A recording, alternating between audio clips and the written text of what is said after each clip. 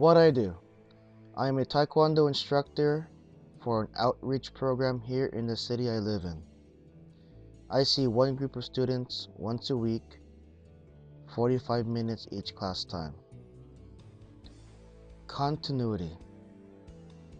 Continuity, the flow of information from teacher or teachers to student, should be free-flowing, uninterrupted, like pouring water from a pitcher into a glass, or water out from a garden hose. It should be free-flowing, no interruptions.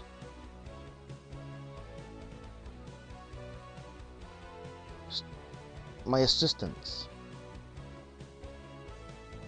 I started out as an assistant as well. Of course, I was once a student, and then I became an assistant, and now I'm an instructor.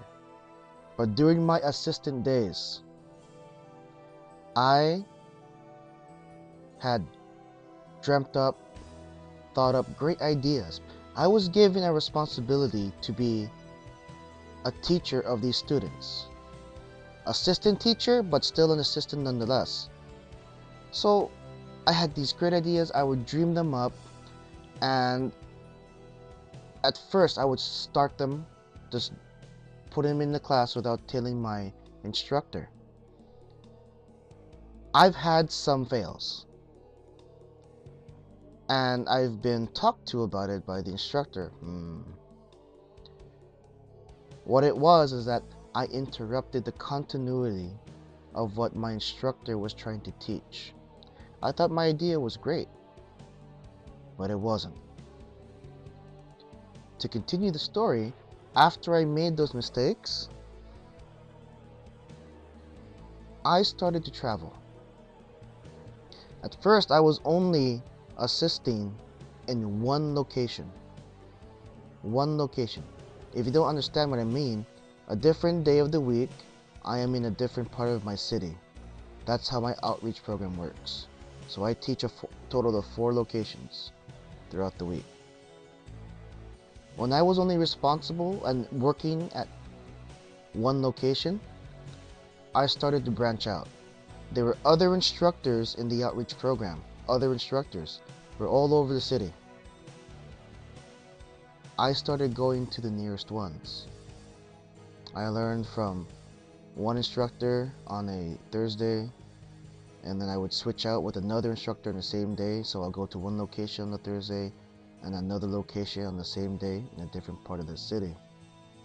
All in all, that's 1, 2, 3, 4, 5.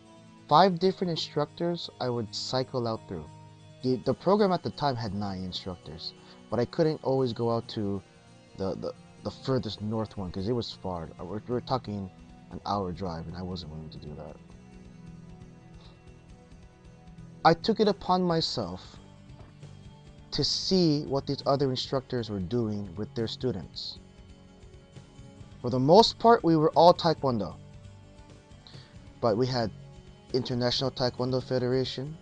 We had a Taekwondo based from another city up north in the state.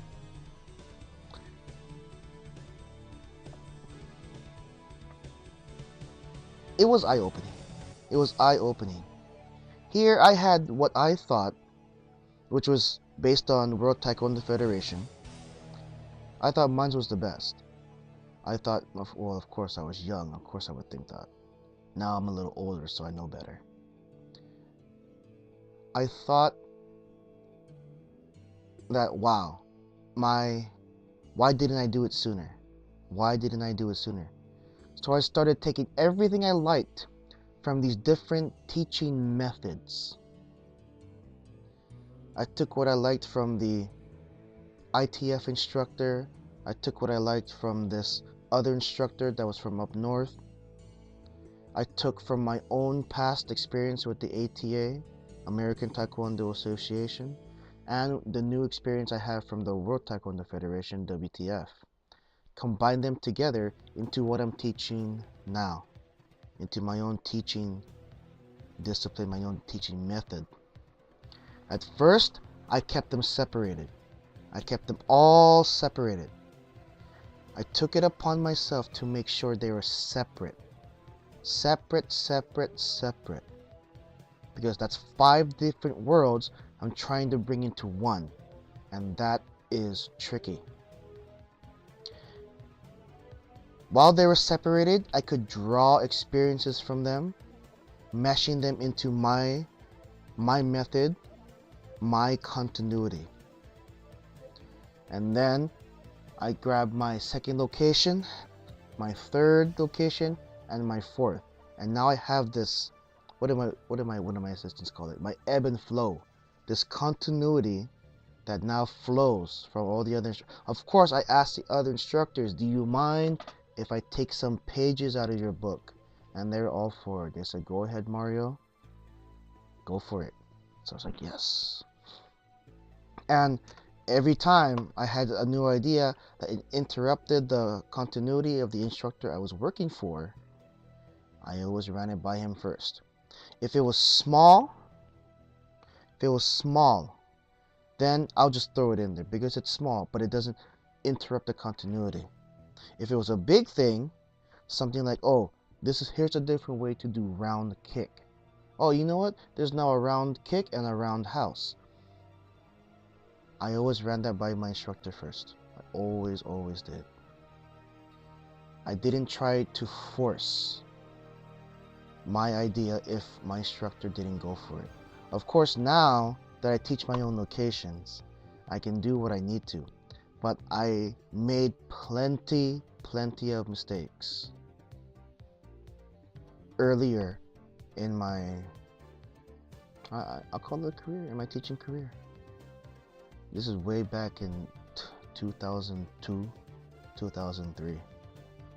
Way back. And now it's 2012. Almost halfway through 2012 at that too. So, continuity. You as my assistant, please keep my continuity going.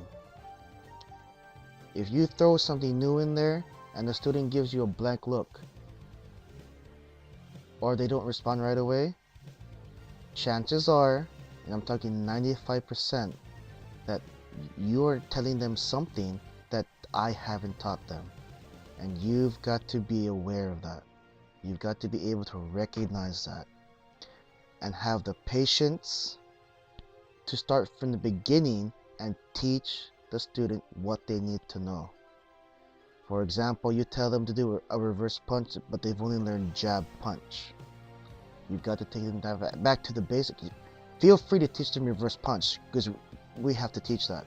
But feel free to tell, okay, the hand behind you is the one that does reverse punch. Okay? It's different from the jab punch. Don't just say, okay, use a hand. That's not enough information. That's the wussy way out. Feel the need to explain everything, nice, soft, gentle manner, and most of all, eye contact. Make sure there's eye contact. Okay?